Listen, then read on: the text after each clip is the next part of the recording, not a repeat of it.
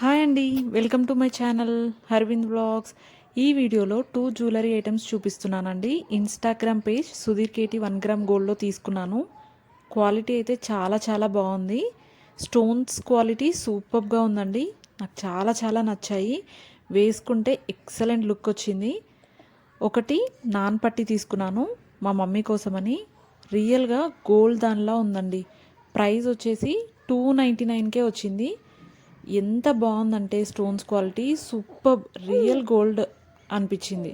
వేసుకుంటే కూడా చాలా బాగుంది. ఇంకొకటి నా కోసం అని తీసుకున్నాను యాంటిక్ నెక్లెస్.